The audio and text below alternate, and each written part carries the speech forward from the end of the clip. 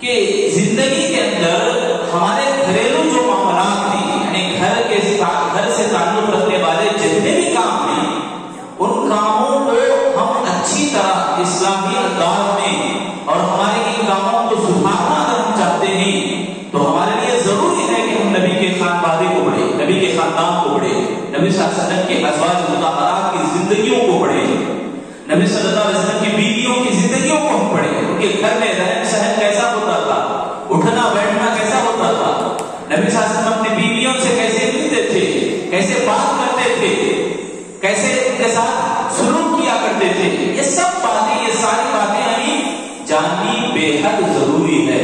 یہ اتنا ہی ضروری ہے جتنا آج ایک عورت کسی فنکشن کو جانے کے لیے تیار ہوتی ہے، اس سے بھی کہیں گنا زیادہ اس کا علم حاصل کرنا ضروری ہے۔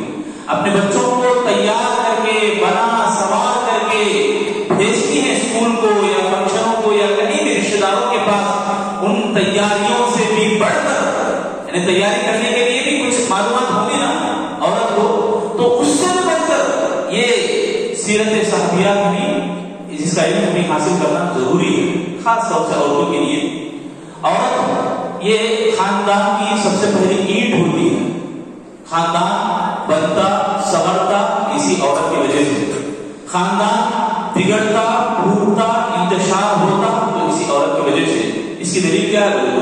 اللہ کے نبی صلی اللہ علیہ وسلم نے فرمایا کہ تم اپنے گھر والی کو ڈھونڈتے ہیں تو اس کو اچھی اخلاق والی کو ڈھونڈو، یعنی وہ اچھی اخلاق والی ہو۔ آدمی ڈھونڈتا ہے مال کے حساب سے، حسب کے حساب سے، نسب کے حساب سے اور جمال اور خوبصورتی کے حساب سے۔ اللہ کے نبی نے فرمایا فَاظْفَرْ بِذَاتِ الدِّينِ، یعنی تم دین کو ترجیح دو، دیندار خاتون ہو اس کو تم تلاش کرو۔ بہرحال یہ ہمارا اولین مقصد ہونی چاہیے، جو جس کا ہم علم سننے کے لیے یہاں اکٹھا ہوئے ہیں، بیٹھے ہوئے ہیں، علم حاصل ہو، خاص طور سے ہمارے گھروں کے تعلق سے، گھر سے جڑے ہوئے معاملات میں جتنے بھی معاملات ہیں، تمام معاملات کی جانکاری اگر ہمارے کو صحیح ڈھنگ سے ہونی چاہیے، ہونا ہے تو ہمیں سیرت صحابیہ کو پڑھنا ضروری ہے۔ دوسرا، ہم لوگوں کا اولین مقصد یہ ہونی چاہیے کہ ہمارا ایک فریضہ ہے، ہم مسلمان ہیں، ہم اہل غیرے نہیں ہیں، مسلمانوں کی ایک شان ہوتی ہے، مسلمان ایک روشن زندگی گزارنے والا اور دوسروں کو روشنی دکھانے والے ہوتے ہیں۔ سنو، غور سے سنو، بچے قانون پڑھو۔ مسلمان روشنی میں جینے والے، روشن زندگی گزارنے والے اور اسی طرح دوسروں کو روشنی دکھانے والے ہوتے ہیں۔ تو خاص طور سے جب عورت کی اصلاح ہو جائے، عورت کا گود اس کا صحیح ہو جائے، تو اس کے گود میں پلنے والے بچے ٹھیک ٹھاک ہوں گے، صحیح رہنمائی حاصل کریں گے، اور ساتھ میں گھر اس کا ٹھیک ٹھاک اور اصلاح والا گھر اور روشن زندگی، خوشحال زندگی گزارنے والا گھر بنے گا۔ جب گھر اس طرح ہو تو اس کا اثر اس کے گلی میں پڑے گا، گلی جب اسلام والی ہوگی تو اس کا اثر گاؤں کے اوپر پڑے گا۔ اس طرح پورا گاؤں سدھرتا ہے، سبحان اللہ، ایک ہی عورت کی وجہ سے۔ ایک عورت جب سدھر جاتی ہے تو پورا انقلاب برپا کرنے والی بن جاتی ہے، انقلاب برپا کر سکتی ہے عورت۔ کتنے ایسے واقعات نہیں ہیں جن کے پیچھے عورت کا ہاتھ رہا ہے۔ ہر سال حج کے ایام آتی ہیں، حج کے دن آتے ہیں، تو ہم جن کو یاد کرتے ہیں ان میں سے سبحان اللہ حاجر علیہ السلام کو کون یاد نہیں کرتے؟ یعنی وہ ایک عورت ہی تو تھی، سکھائے کس نے اسماعیل کو آداب فرزندی، اللہ تعالیٰ نے کہا تھا، کون سکھایا تھا؟ یہ جو چھوٹا ننھا معصوم بچہ کیسے انقلاب برپا کر دیا، کیسے ایک قیامت تک آنے والے لوگوں کے لیے ایک نشانی بن کے گیا، ایک عبرت بنا دیا گیا۔ کون بنانے والی ایک عورت کی تو تھی۔ تو میں زیادہ یہ تفصیل میں نہیں جانا چاہتا کہ دوسرا میرا اور آپ کا مقصد یہ ہے کہ عورتوں کی اصلاح ہماری بہت بڑی ذمہ داری ہے۔ ہم مردوں کے لیے بھی، میری بھی اور آپ تمام کے لیے بھی گزارش ہے کہ ہم اپنے گھر والوں کی اصلاح کریں، اپنے عورتوں کی اصلاح کریں، اور خود عورتیں جو سن رہی ہیں وہ بھی اپنے آپ کو تیار کریں، پریپیئر کریں اپنے آپ کو، ڈھونڈیں کہ روشنی ہماری زندگی میں کیوں نہیں ہے، خوشحال ہماری زندگی کیوں نہیں بن رہی۔ ہمارا معاشرہ جو برباد ہو رہا ہے اس قدر گھناؤنے خطرناک برے واقعات ہم سن رہے ہیں، ہمارے کانوں سے ایسی خبریں جو جا رہی ہیں کہ فی الحال کل اور پرسوں کی بات کرناٹکا کے اندر ایک معصوم بچی کو، ایک عورت کو ایسے ہی بدکاری کے نشانے میں اتار کر اس کو ایسے ہی جلا کے خاک کر دیا گیا. پورا کرناٹکا بند تھا کل 5 تاریخ کو. تو یہ سب معاملہ ایک بات نہیں ہے، کئی ہزاروں واقعات ہیں، دن میں کئی واقعات پیش آتے ہیں. یہ کیوں ہو رہا ہے؟ آج اس لیے ہو رہا ہے کہ وہ عورت نہ بن سکی، وہ عورت کے صفات کو اپنا نہ سکی. ان خواتین جن کو اللہ کے نبی صلی اللہ علیہ وسلم نام دیتے ہیں تو اچھے الفاظ سے نام لیتے ہیں، اور امت مسلمہ جن کا نام لیتی ہے تو دعائیوں کے ساتھ نام لیتی ہے. ایسے عورتوں کو کیوں نہ پڑھے؟ ایسے عورتوں کے واقعات، ایسے عورتوں کی سیرت، ان کی زندگی، ان کی ہسٹری ہم کیوں نہ سنیں؟ ہم کیوں اپنے آپ کو تیار نہ کریں؟ اگر دیکھیں اپنے آپ میں بھی، ہماری خواتین کے اندر بھی اگر سوچیں، اگر پوچھیں کہ کیا ہم زندگی کس کو دیکھ کر گزارتے ہیں؟ ہم کیا ان کی جیسی زندگی گزارنے کی کوشش کرتے ہیں؟ جو صحابیات، سیرت صحابیات جن کا نام لیتے ہیں، رضی اللہ عنہا ہم کہتے ہیں، رضی اللہ عنہم ہم کہتے ہیں. سبحان اللہ، نام لیتے ہیں تو دعا پڑھتے ہیں ہم لوگ. تو دیکھ لینی چاہیے ہم لوگوں کو ہماری زندگی جو امن والی آج نہیں ہے تو صرف اور صرف اسی لیے نہیں ہے کہ ہم یورپ اور امریکہ کے عورتوں کو ہم دیکھتے ہیں، اسی لیے کہ ہم دیکھتے ہیں تو ان عورتوں کو ہم دیکھتے ہیں جو دنیا کی خوبصورتی میں اچھے لباس پہنتے ہیں. ہماری عورتیں دیکھتی ہیں تو ان کے گلے میں کتنے ہار ہیں، ان کا سونا کتنا ہے، ان کی ساڑی کتنے ہزار کی ہے، ایسے ہم دیکھتے ہیں. اللہ اکبر. اللہ کے نبی صلی اللہ علیہ وسلم نے فرمایا انظروا من هو اسفل منکم. دنیا کے اندر تمہارے سے کم جو رہتے ہیں پیسوں میں، دنیا میں، مال میں، ان کی طرف تم نگاہ کرو. تم ان کی طرف نہ دیکھو جو تمہارے سے زیادہ بڑے مالدار ہیں، ان لوگوں کی طرف نہ دیکھو. تو ہم لوگوں کو چاہیے کہ دنیا کی زیب و زینت اختیار کرنے والے لوگ جو مرد اور عورتیں ہیں ان کو نہ دیکھیں. دین میں جو لوگ بڑے ہوئے ہیں، دین میں جو لوگ اونچے مرتبے پر فائز ہیں، دیکھو اللہ تعالیٰ نے، میں بھی سورہ احزاب سورہ 32 آیت نمبر 8 پڑھا ہوں، لستن کاحد من النساء.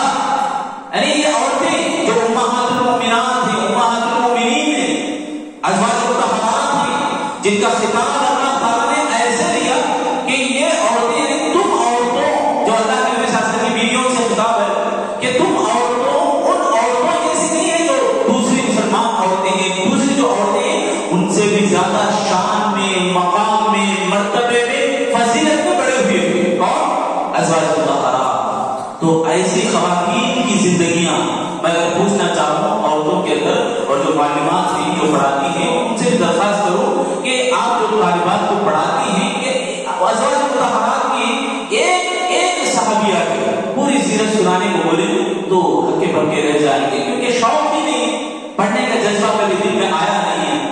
پڑھنے کا شوق، سننے کا شوق، دین سے شغف نہیں، شوق ہے بولے تو صرف موبائل سے ہے.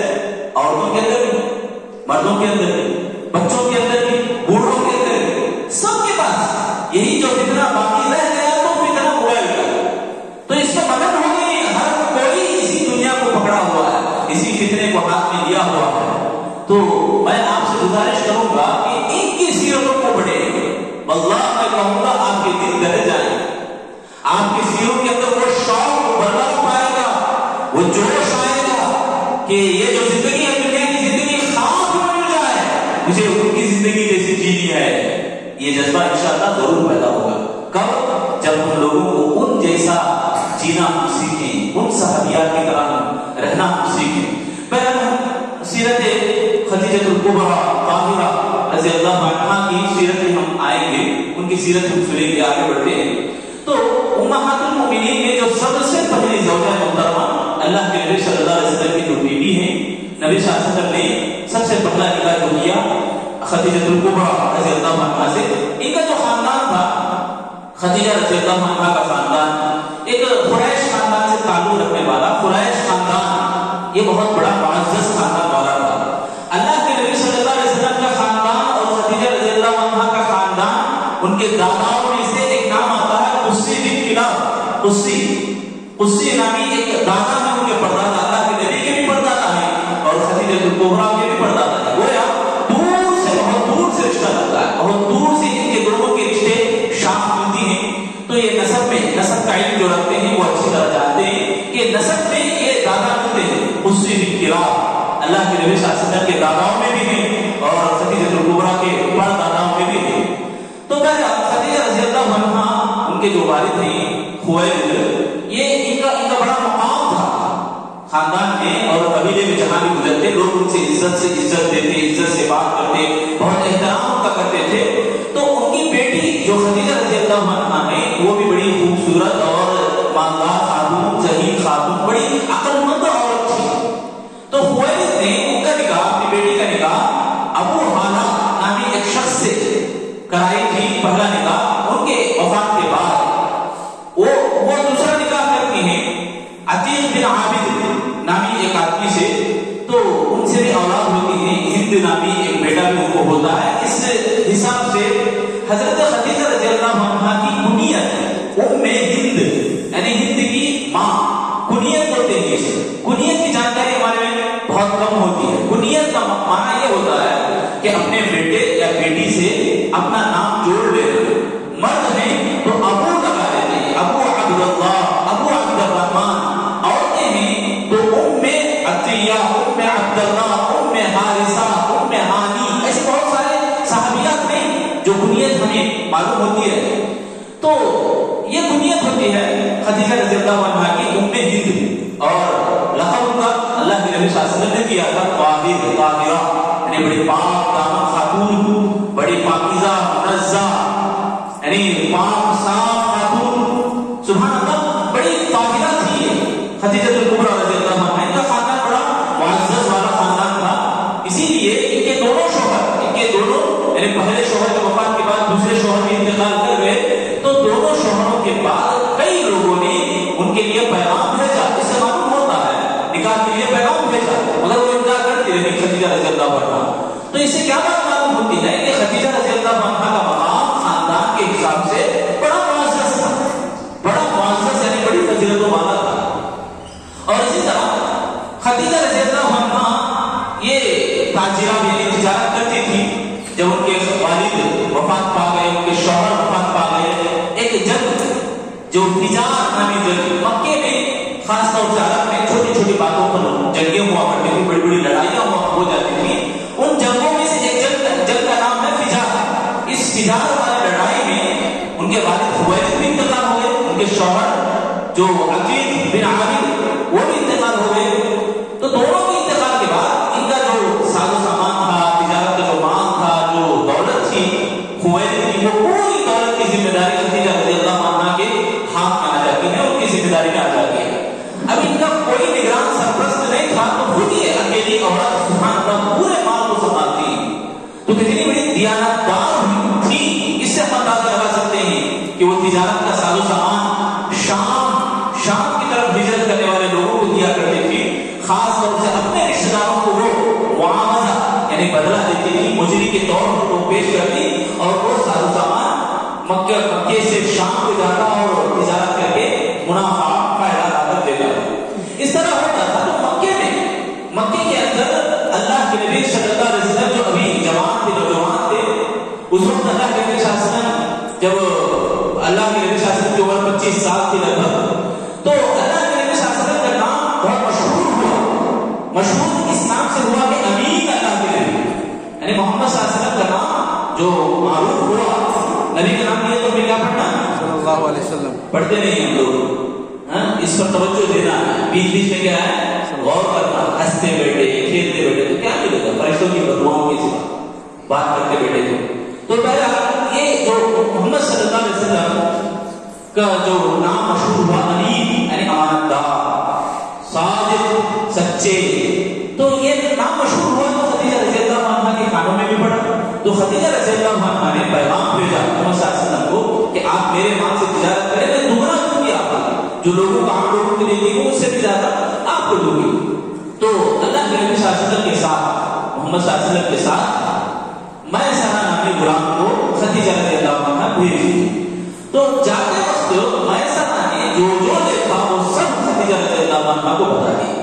خدیجہ رضی اللہ عنہ کو جیسے ہی معلوم ہوا کہ اللہ کے نبی صلی اللہ علیہ وسلم کی یہ کرامتیں کہ بادل کا سایہ دینا اور اللہ کے نبی صلی اللہ علیہ وسلم جس درخت کے پاس چھاؤں دیے وہ درخت سلام کرنا اور راستے میں سبحان اللہ کئی مناظر دیکھے یہ امانت سے جڑے ہوئے اور صدیقیت اور سچائی کے ساتھ.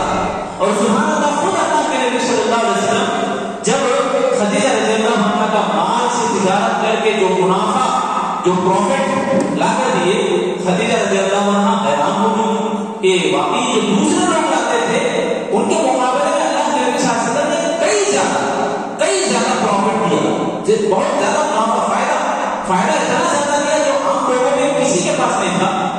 تو اللہ کے نبی صلی اللہ علیہ وسلم کو کے اخلاق خدیجہ رضی اللہ عنہ کو اللہ کے نبی کے اخلاق بہت پسند آ گئے.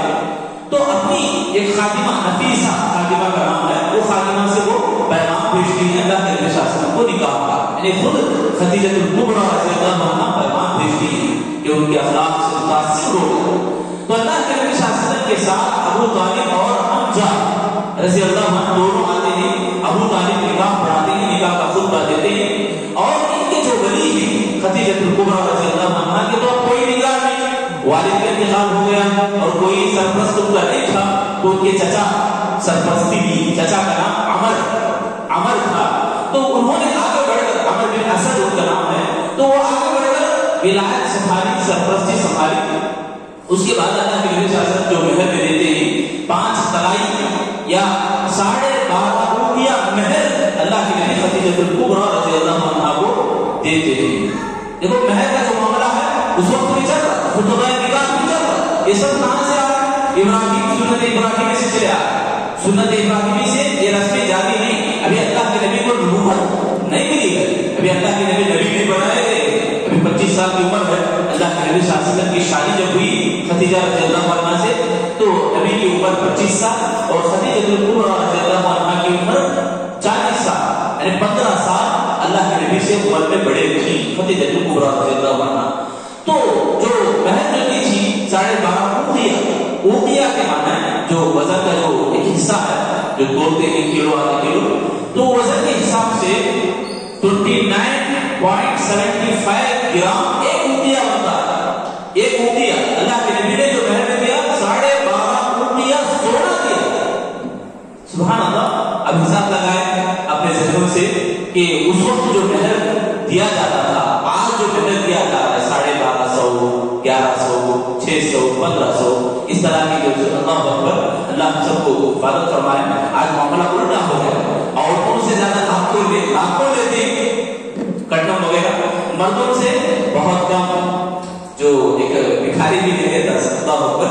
بتانے کی بات یہ ہے کہ اس وقت بھی جو معزز جو خاندان کی جو حالت عام تھا اور گناہ بدکاریاں اور لوٹ مار اس طرح کی زور زبردستی ظلم اس کا بہت بڑا چرچا تھا.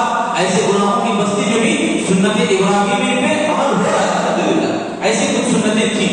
تو یہ اللہ کے نبی صلی اللہ علیہ وسلم اور خدیجہ الکبریٰ رضی اللہ عنہ کی ابتدائی حالات ہیں جو خدیجہ رضی اللہ عنہ جیسے شادی کرتے ہیں تو پورا تجارت کا ساز و سامان اللہ کے نبی کے سپرد کرتے ہیں. اس کے بعد اللہ کے نبی صلی اللہ علیہ وسلم جب نبی بنائے جاتے ہیں تو نبوت اللہ کے نبی کو ملنے کے بعد نبوت جیسے کہ اللہ کے نبی صلی اللہ علیہ وسلم صحیح بخاری اور مسلم کی حدیث میں ایک طویل حدیث ہے. اللہ کے نبی صلی اللہ علیہ وسلم لوگوں کے حالات سے بہت بیزار ہوتے ہیں. ہر سال اللہ کے نبی کا یہ معمول ہوا کرتا تھا کہ ایک مہینہ, وہ مہینہ رمضان مبارک ہوا کرتا تھا کہ پورا مہینہ اللہ کے نبی غار میں جا کے رہتے تھے. اور خدیجہ الکبریٰ رضی اللہ عنہا کا یہ معمول کہ وہ توشہ باندھتی, اپنی محنت کے ذریعے سے توشہ باندھتی اور اس پہاڑوں میں پہاڑی علاقوں میں سبحان اللہ جا کر اپنے شوہر اپنے حبیب جو صلی اللہ علیہ وسلم ہے ان کے پاس لے جا کر دیتی. پورے مہینے کا کھانا ان کا بندوبست کرتی تھی. یہ اکیلی بیوی خدیجہ رضی اللہ عنہا کسی خادمہ کو نہیں بھیجتے تھے, بھیج سکتے تھے نا, اتنا بڑا معزز خاندان تھا, اتنا بڑا اللہ کے خدیجہ رضی اللہ عنہا کی عزت تھی, ان کے مالداری کی لوگ یہ کرتے تھے, اشاش کرتے تھے, یعنی لوگ تعریفیں کرتے تھے. تو اس کے باوجود خدیجہ رضی اللہ عنہا خود آگے بڑھ کے دیتی تھی, خود آگے بڑھ کے دوسرا لے جا کر اللہ کے نبی صلی اللہ علیہ وسلم کو دیا کرتی تھی. تو اللہ کے نبی جب نبی بنائے گئے, نبی بنائے جانے کے بعد اللہ کے نبی صلی اللہ علیہ وسلم کے جو حالات تھے، اقرأ باسم ربک الذی خلق خلق الانسان من علق اقرأ وربک الاکرم الذی علم بالقلم علم الانسان ما لم يعلم، یہ جو 5 آیتیں ابتدائی وحی ہے، سب سے پہلے وحی جو نازل ہوئی اس وقت بھی حضرت خدیجہ رضی اللہ عنہا آیا کرتی تھی. تو ایک مفسرہ، دیکھو مفسرہ ایک مصر کی رہنے والی ایک عالمہ مفسرہ جو لکھتی ہیں، میں نے معاذ عمری حفظہ اللہ سے سنی ہے بات کہ انہوں نے لکھا ہے، نوٹ کیا ہے ایک بات کہ لیلۃ القدر کو جو پانے والے امت میں سب سے پہلی عورت یہی خدیجہ کبریٰ رضی اللہ عنہا تھی. آپ غور کرو، لیلۃ القدر کو پانے والی سب سے پہلی خاتون. میں آپ کو پوچھوں اور ایک بات کہ امت میں سب سے پہلے لیلۃ القدر کو پانے والے مرد نہیں. دیکھو عورت کی شان معلوم ہو رہی ہے، عورت کی عزت ہے معلوم ہو رہی ہے. اللہ کے نبی جس رات کی اتنی فضیلت بیان کی، خود اللہ رب العالمین نے لیلۃ القدر کے نام سے ایک سورت ہی نازل کر دی ہے. اللہ ہم سب کو لیلۃ القدر تلاش کرنے کی توفیق دے. وہ عورت، وہ ماں خدیجہ کبریٰ رضی اللہ عنہا جو راتوں میں بھی اللہ کے نبی صلی اللہ علیہ وسلم کے پاس جایا کرتی تھی، اور پہلی وحی جب نازل ہوئی تو اللہ کے نبی بڑے گھبرائے تھے، پریشان ہوئے.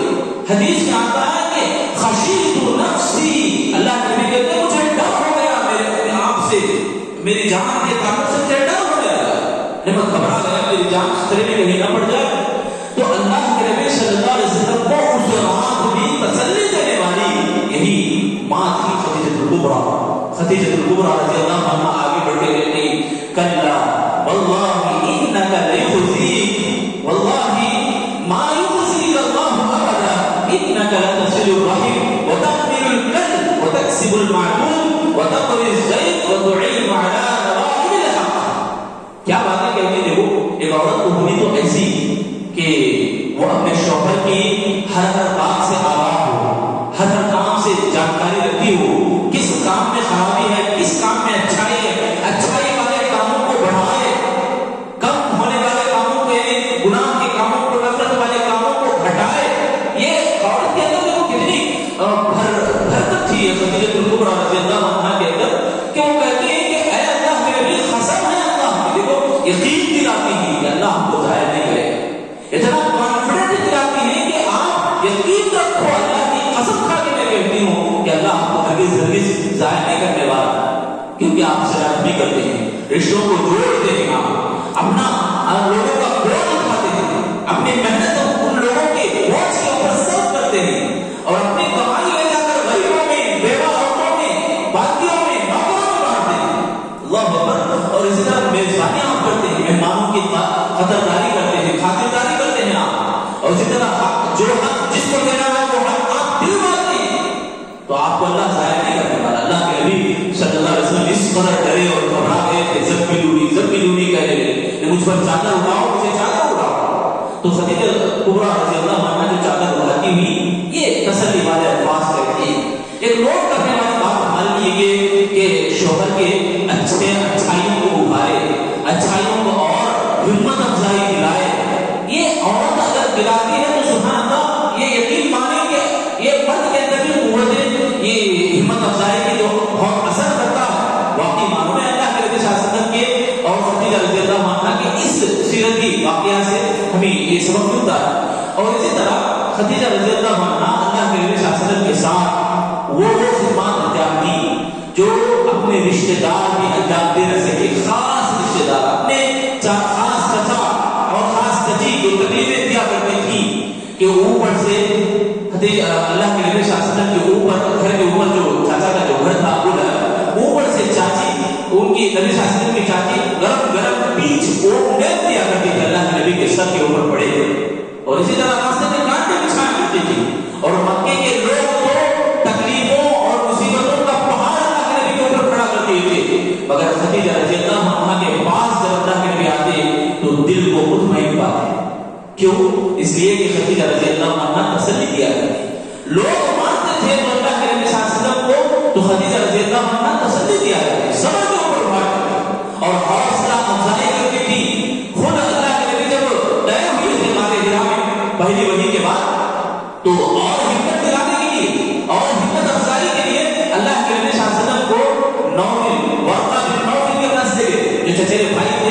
خدیجہ رضی اللہ عنہا کے، تو ان کے پاس لے گئے صرف اس لیے کہ آپ کو تسلی دی جائے، آپ کا دل مطمئن رہے۔ انہوں نے بھی آگے بڑھ کے کہتے ہیں، وہ بھی بڑے عالم تھے، بڑے قاصد تھے، توریت انجیل کے عالم تھے، وہ کہنے لگے یہ تو وہی فرشتہ، یہ جو آپ کے آثار مجھے نظر آ رہے ہیں، آپ کے باتوں سے مجھے ایسا لگ رہا ہے کہ آپ کو اللہ نے نبی بنا کر بھیجا ہے، اور جب آپ کو آپ کی قوم نکاح باہر کرے گی تو میں آپ کی بھرپور مدد کروں گا۔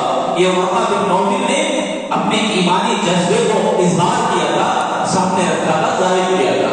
تو خدیجہ رضی اللہ عنہا ہر قدم پر ان کے اللہ کے نبی کی مدد کی، یہاں تک کہ مکے کے لوگوں نے بائیکاٹ کیا، سوشل بائیکاٹ کیا، ہر طرح سے دکان بند، لین دین بند، معاملات بند، نکاح شادی کرنا بند، یہ سارے کے سارے معاملات اللہ کے نبی اور مسلمان اور جتنے خاندان بنو ہاشم میں اسلام قبول کرنے والے تھے سب کے ساتھ ایسا بائیکاٹ کیا۔ بائیکاٹ یعنی بہش کرنا، جو اس طرح تیلگو میں بولتے ہیں، تو اس طرح کا بائیکاٹ 3 سال تک رہا، جو شعب ابی طالب میں بند رہ گیا اللہ کے، اور بہت بڑا تعلق یہ تھا کہ ابو جہل کا، ابو لہب کا، کفار کے لوگوں کا، کہ اللہ کے نبی کو ختم کرے، نبی صلی اللہ علیہ وسلم کو قتل کر دے، العیاذ باللہ۔ یہ بری اور گندی جو سازش تھی، اس سازش کے ہونے کے بعد بھی اللہ کے نبی صلی اللہ علیہ وسلم کا ساتھ دینے والی سب سے بڑی یعنی خالص خدمت کرنے والی، اللہ کے نبی صلی اللہ علیہ وسلم کا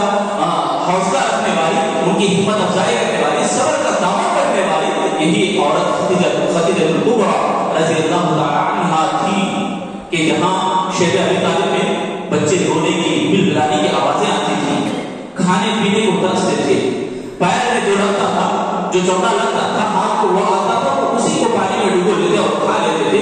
وہاں بھی خدیجہ الکبریٰ رضی اللہ عنہا اس قدر ساتھ تھی کہ جو ان کو ان کے اپنے خاندان کی طرف سے جو کھانا آتا تھا، جو کھانا ان کو میسر ہوتا تھا، وہ سیدھا رہ جاتا ہے اللہ کے نبی صلی اللہ علیہ وسلم کے خدمت میں پیش کرتے تھے۔ ایسے کئی واقعات، آنکھوں سے آنسو نہیں خون کے آنسو رلا دینے والے واقعات ہیں شیب ابی طالب کے اندر آنے والے۔ شیب ابی طالب یہ جو گھاٹی ہے، اس گھاٹی کے بیچ میں ایک دن میں 2 دن میں 3 سال تک اللہ کے نبی اور اللہ کے نبی کا خانواده خدیجہ رضی اللہ عنہا کو بندی ہوئی تھی۔ آج ہم دیکھتے ہیں کہ 1 مہینہ 2 مہینے جو لاک ڈاؤن کر دیا گیا، تو جس قدر ہم پریشان ہو گئے، وہاں اتنا بڑا لاک ڈاؤن کہ 3 سال تک کھانا پینا بھی بند۔ اور تعجب کی بات تو یہ بھی ہے کہ مکے کے جو لوگ تھے، شیب ابی طالب میں جو بندے ہوئے ہیں، گھاٹی میں محصور ہوئے، ان لوگوں کے لیے کوئی کھانے کے لیے لے نہیں جاتا تو اس کو اب مصیبتوں کا نشانہ بنا لیتے، اس کو چھوڑ دیتے تھے۔ ایسی تکلیفیں دی جاتی تھی، ان تکلیفوں میں بھی ساتھ دی خدیجہ الکبریٰ رضی اللہ عنہا نے۔ اور خدیجہ رضی اللہ عنہا کو جو وفات پانے کے جو اسباب تھے، جو آثار تھے، وہ اسی تکالیف کی وجہ سے، یعنی 10 نبوت کو اللہ کے نبی صلی اللہ علیہ وسلم کے نبی ہونے کے 10 سال کے بعد خدیجہ الکبریٰ رضی اللہ عنہا کی وفات ہوئی۔ اس وقت ان کی عمر 50 سال کی تھی، تو جب وفات ہوئی تو وفات کی علامتیں تھیں وہی علامتیں جو شیب ابی طالب نے تکلیفیں مصیبتیں جھیلی تھی۔ صبر کو جو اپنے دامن میں رکھا تھا، 3 سال تک کھانے پینے کی اتنی بڑی تکلیفیں، اس قدر جھجھلاتی تھی، اپنی غیرت کو مر جانے والی ہے، اپنے آپ کو کوسنے والی۔ آج کل کے مرد اور عورتیں ہوتے تو بھی برداشت کرنا محال ہے، وہاں کی ایک خدیجہ الکبریٰ رضی اللہ عنہا کی جو صبر اور یہاں کے 100,000 لوگوں کی طاقت کو بھی مات دے سکتی ہے، یعنی ان کو بھی مقابلہ کر سکتی ہے، اتنی بڑی صابر ہے۔ اس قدر خدیجہ الکبریٰ رضی اللہ عنہا نے حوصلے کو باندھ رکھا۔ ہماری عورتوں میں بھی چاہیے کہ ذرا تکلیف کیا دکھی کہ فوراً شوہروں کے اوپر واگلے کر دیتے، فوراً شوہروں سے شکایت کر دیتے۔ اللہ اوپر 3 سال کون برداشت کرے؟ میں آپ سے پوچھنا چاہوں گا، میں مردوں سے مخاطب ہوں، خاص طور سے عورتوں سے، خواتین اسلام سے مخاطب ہوں۔ آپ بولیں کتنے دن برداشت کی ہوگی، کتنے دن کھانے پینے کی تکلیف برداشت کی ہوگی، صحیح ہوگی؟ شوہر صحیح ڈھنگ سے اگر اپنے ہاتھ لا کر نہ دے، صحیح ڈھنگ سے اس کو کھانا اگر نہ کھلائے، تو کیا کیا شکایتیں، کیا کیا بلبلے اٹھ جاتے ہیں گھر سے، طوفان اٹھنے لگتے ہیں، قیامت طاری ہو جاتی ہے طور پر۔ میرا اللہ حفاظت فرمائے ہماری عورتوں کو، اور خاص طور سے ہماری اسلامی عورتیں ایسی نہ ہوں گی، اکثر ہمارے محلے میں دیکھتے ہیں آوازیں آتی ہیں گھروں سے، تو یہ خاندان اس طرح بگڑنے کا جو سبب وہ یہی کہ سیرت ہم نہیں پڑھتے. اور بہرحال جو اللہ کے نبی صلی اللہ علیہ وسلم کی بیوی زوجہ محترمہ خدیجہ رضی اللہ عنہا کی جو وفات ہوئی اس سال کو اللہ کے نبی اس قدر غمزدہ ہوئے, اتنا غم میں مبتلا ہو گئے اللہ کے نبی, لکھنے والوں نے سیرت کی کتابوں میں ہر کتاب اٹھایا. یہ میری گارنٹی ہے کہ ہر کتاب جو اللہ کے نبی کی سیرت ہے, نبی صلی اللہ علیہ وسلم کی سیرت ہے, جو چھوٹی بھی ہو موٹی بھی ہو, ہر کتاب کے اندر عام الحزن ایک ٹاپک رہے گا, یعنی غم کا ساتھ. اللہ کے نبی اس قدر تکلیف محسوس کیے. ابو طالب کا بھی وفات اسی سال ہوا. اللہ کے نبی کے چچا تھے, بہت بڑی دیوار تھے اللہ کے نبی کے ساتھ میں, سہارا بنتے تھے, کفار کی جو تکلیفیں مصیبتیں تھے اس کا دفاع کرتے تھے, اس کو روکتے تھے ابو طالب. اور ساتھ میں خدیجہ رضی اللہ عنہا بھی بڑی خاتمہ اللہ کے نبی صلی اللہ علیہ وسلم کی مدد کرنے والی اور حوصلہ افزائی کرنے والی, حوصلہ بڑھتے رہتے. ایک شوہر کے لیے ایک عورت بڑی حوصلہ مند ہوا کرتی ہے. دنیا کی مصیبتیں, دنیا کی تکلیفیں مرد کو ہوتی ہی ہیں. گھر میں آنے کے بعد اگر عورت کو اس سے تکلیف محسوس کرے, اس سے بیزار محسوس کرے, تو مرد کے لیے کوئی جگہ نہ ہوگی ٹھکانے کے لیے. اسی لیے عورت حوصلہ مند بننی چاہیے. بہت بڑا سبق ہے خواتین اسلام کے لیے. خدیجہ الکبریٰ رضی اللہ عنہا سے بھی سیکھنے کے لیے ایک عورت کو مرد کا بڑا حوصلہ بننا چاہیے, دامن رائٹ ہینڈ بننا چاہیے. عورت اس کی زندگی میں بہت سارے معاملات کو سدھار سکتی ہے. اللہ کے نبی صلی اللہ علیہ وسلم فرماتے ہیں کہ جب نماز کے لیے اٹھو تو اپنی عورت کو بھی جگاؤ, عورتوں کو بھی جگاؤ. تو اگر شوہر سوتا ہے تو عورت کی ذمہ داری بنتی ہے کہ عورت اٹھے اور شوہر کو جگائے, چاہے تو وہ پانی چھڑک کے ہی سے. اللہ کے نبی نے کہا, نبی صلی اللہ علیہ وسلم سے فرمایا, اس کا رحمت کی حدیث ہے کہ باقاعدہ سے تکلیف محسوس ہو گی عورت کو بھی مرد کو بھی, تو چاہیے کہ دونوں کو آپس میں یہ ڈیلنگ ہو, تکلیف محسوس ہو تو بھی وہ فجر کی نماز کے لیے اٹھنے کی کوشش کریں. دونوں میں آپس میں اس طرح کی تکلیف برداشت کریں. یعنی حوصلہ ہوتی ہے عورت مرد کے لیے اور مرد عورت کے لیے حوصلہ مند ہوتی ہے. بہرحال یہ بہت بڑا سبب ہے ہمارے لیے بھی اور ہماری اسلامی خواتین کے لیے بھی. اور خاص طور سے اللہ کے نبی صلی اللہ علیہ وسلم نے بڑی فضیلتیں خدیجہ الکبریٰ رضی اللہ عنہا کے حق میں گنائی. ایک مرتبہ غار حرا میں خدیجہ رضی اللہ عنہا آ رہی تھی. بخاری کی روایت ہے کہ جبرائیل علیہ السلام تشریف لاتے اور کہتے ہیں کھانے کی کچھ چیزیں لا رہے ہیں برتن میں. تو اللہ کے نبی صلی اللہ علیہ وسلم کو جبرائیل علیہ السلام کہتے ہیں, اے نبی صلی اللہ علیہ وسلم, آپ کے پاس آپ کی زوجہ محترمہ خدیجہ تشریف لا رہی رضی اللہ عنہا, وہ کچھ کھانے کا برتن لا رہی ہیں, آپ ان کو اللہ کی طرف سے سلام سنائیے. سبحان اللہ. ایسی عورتوں سے ہم محروم ہیں. ہماری خواتین ان عورتوں سے محروم ہیں, ان عورتوں کی طرف دیکھ رہی ہیں جو میک اپ سے بھرے ہوئے ہیں, سونے زیورات سے بھرے ہوئے ہیں. ان عورتوں کو چھوڑ دی نہیں جو کائنات کا رب سلام بھیج رہا ہے. سلام آشش کرے میرے بھائیوں, اور آشش کرے خواتین اسلام, ان عورتوں کا رشک اپنے دلوں میں پیدا کرے. رشک مانا خواہش, ایسی خواہش کہ ہمیں بھی ایسی زندگی نصیب ہو. خاص طور سے عورتوں سے مخاطب ہو, اللہ ہمارا سلام بھیج رہا ہے. اللہ اکبر, کتنی بڑی فضیلت. یہ ایک بات کافی ہے کہ خدیجہ رضی اللہ عنہا کی فضیلت کتنی بڑی ہے, کس قدر عظیم ہے, اتنا بڑا مقام اللہ نے ان کو دیا. خدیجہ رضی اللہ عنہا کو اللہ تعالیٰ سلام بھیج رہا ہے. جبرائیل علیہ السلام کہتے ہیں اللہ کے نبی میرا بھی سلام کہیے. اللہ اکبر. خدیجہ رضی اللہ عنہا آنے کے بعد دیکھو کتنی بڑی عالمہ, فاضلہ, وہ زہد, وہ عبادت کا, وہ تقوی کا جو اثر تھا ان کی زبان سے نظر آتا ہے. اللہ کے نبی کہتے ہیں کہ اے خدیجہ, اللہ تعالیٰ تمہیں سلام بھیج رہا ہے. اور جبرائیل بھی تمہیں سلام کہتے ہیں, فرشتوں کے سردار جبرائیل بھی تمہیں سلام کہتے ہیں. تو اللہ کے نبی صلی اللہ علیہ وسلم کے اس جملے پر وہ فاضلہ, وہ طاہرہ کہتی ہے کہ اے اللہ کے نبی, اللہ تو خود سلام ہے, سلام کا سلام ہے اللہ تعالیٰ. اور جبرائیل پر بھی سلامتی نازل ہو, آپ کے اوپر بھی سلامتی نازل ہو. اس طرح کے الفاظ خدیجہ رضی اللہ عنہا دہراتی ہیں کہ میرے اور آپ کے اندر بھی, اور خواتین اسلام کے اندر بھی, میں ذرا اپنے دلوں کو جھنجھوڑنے کی بات پوچھنا چاہتا ہوں کہ جب کبھی بھی کوئی کسی کی طرف سے سلام آئے, کسی کی طرف سے, رشتے دار, چاچا, چاچی, ماموں, مامی کی طرف سے, فوراً کیا جملہ نکلتا ہے؟ ذرا حساس سے پوچھیں, اپنے دل سے احساس کے ساتھ. قرآن نے سلام کیا ہے تو ہماری زبان سے فوراً نکلتا ہے اب کوئی مسئلہ کوئی, اب کہیں کو سلام کریں، کیا تو مطلب ہے کیا ہمارے سے؟ کیا تو پوچھ رہی کیا؟ کیا تو مانگ رہی کیا؟ اللہ، یہ مطلب کی دنیا ہم بنا لیے ہیں،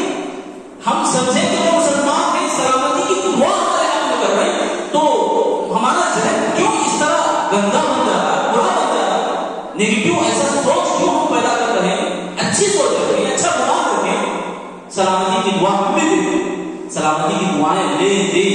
پر آگے فضیلت اور فضیلت جو صحیح بخاری کی روایت کی میں ہے، اللہ کے نبی صلی اللہ علیہ وسلم فرماتے ہیں کہ مجھے حکم دیا ہے، اللہ تعالیٰ کی طرف سے حکم ملا ہے کہ میں خدیجہ رضی اللہ عنہا کو وہ محل کی جنت کے اندر وہ محل کی خوشخبری دوں جو ہیروں سے بھرا ہوگا، ہیرے جواہرات سے بھرا ہوگا، ہیرے جواہرات سے بنایا گیا ہے محل۔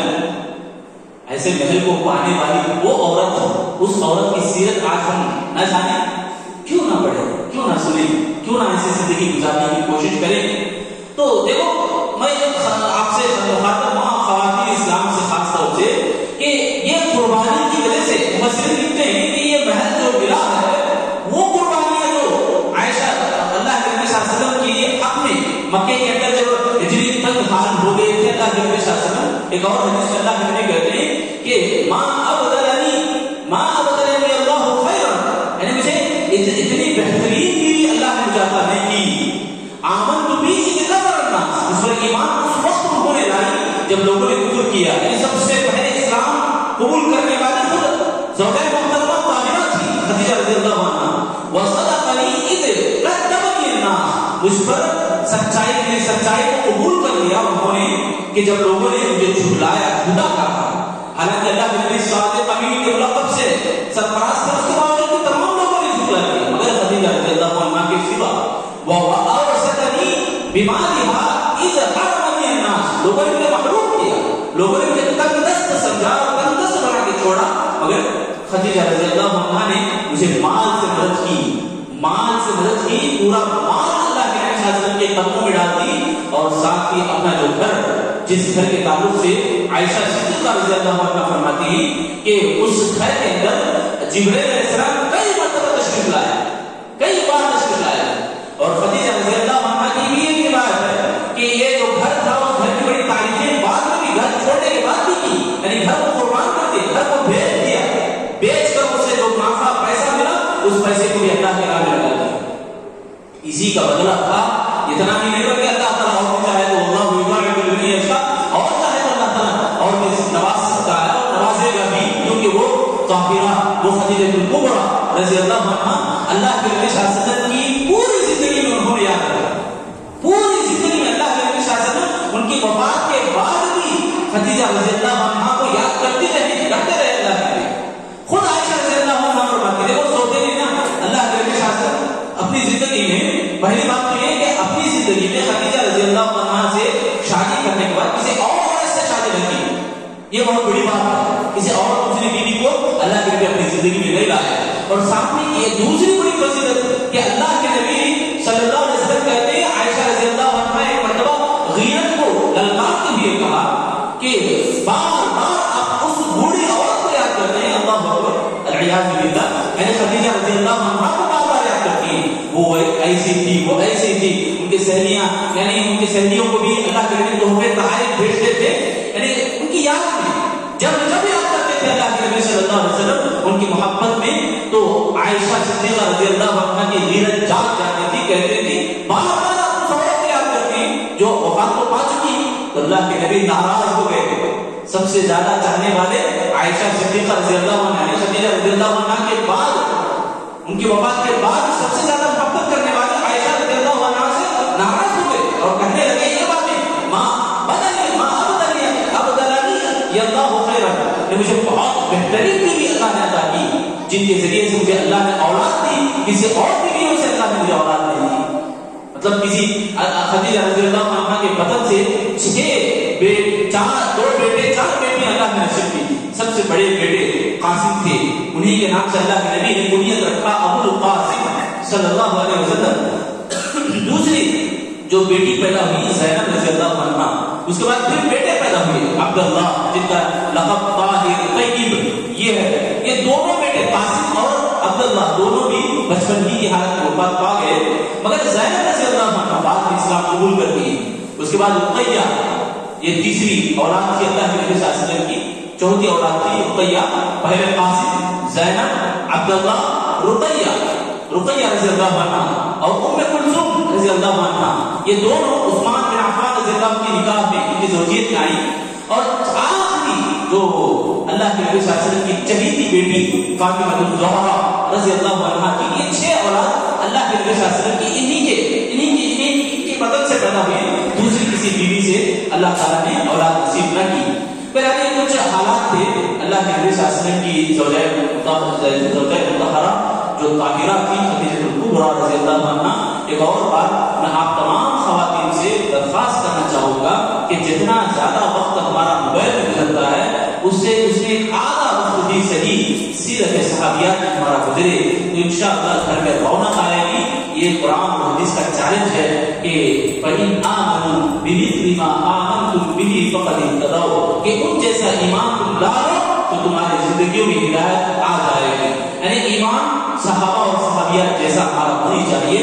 یہ میری آخری بات ہے، آخری گزارش ہے آپ تمام سے کہ اس طرح کی سیرت جو اصل ہیروز ہیں اسلام کے، یہ تاریخ کے ہیرو ہیں اور اسلام کے خواتین اسلام جو جنت کے پھول میں، اور خود ایک روایت ہے جو نسائی کی ایک روایت ہے اللہ کے نبی صلی اللہ علیہ وسلم فرماتے ہیں جنت کے عورتوں کے اندر جو بڑی معزز اور سردار کی حیثیت رکھنے والی 4 خواتین جن کا مقام اللہ تعالیٰ نے بہت بلند رکھا، معزز خاتون اس طرح کے القاب کو دیے گئے. تو ان میں سے ایک مریم بنت عمران، مریم علیہ السلام عیسیٰ علیہ السلام کی والدہ، اور اسی طرح آسیہ رضی اللہ عنہا جو فرعون کی بیوی تھی، ان کو اللہ تعالیٰ نے جنت کی شہزادی بنایا اور ان کو بھی، مریم علیہ السلام کو بھی، آسیہ رضی اللہ عنہا کو بھی. اور تیسری جو عورت تھی، تیسری جو خاتون تھی خدیجہ الکبریٰ رضی اللہ عنہا. اور چوتھی جو خاتون ہے اللہ کے نبی کی چہیتی بیٹی فاطمہ الزہرا رضی اللہ عنہا. بہرحال یہ کچھ باتیں تھی میں آپ لوگوں کے سامنے رکھا، اور میں آپ سے بار بار درخواست یہی کروں گا کہ اسلام کی تعلیمات کو سیکھنے کی کوشش کریں اور سیرت کو کثرت سے پڑھنے کی کوشش کریں. سیرت کے اندر بے شمار واقعات ہیں، ہم جس سے دیکھ کر سیکھنا چاہتے ہیں ان میں کہیں گنا زیادہ، 100,000 جتنا بھی آپ لگا لیں، بہت زیادہ درجہ ہمیں ان کی سیرت کو پڑھنے سے ہمیں سیکھنے کو ملتا ہے اور ہماری زندگی سبق جاتی ہے. میں اللہ سے دعا کروں گا اللہ تعالیٰ ہم تمام لوگوں کو، خصوصاً ہماری خواتین اسلام کو بھی سیرت صحابیات پڑھنے کی اور کچھ سبق سیکھنے کی اللہ تعالیٰ ہم سب کو توفیق عطا فرمائے. اللہ تعالیٰ ہمارے یہاں بیٹھنے کو قبول فرمائے. اللہ رب العالمین بھی نمازوں کا پابند بنائے. سیرت صحابیات اور سیرت صحابہ کو پڑھتے رہنے اور سبق حاصل کرنے کے اللہ ہم سب کو توفیق دے. آمین یا رب العالمین. سبحانک اللہم و بحمدک، اشہد ان لا الہ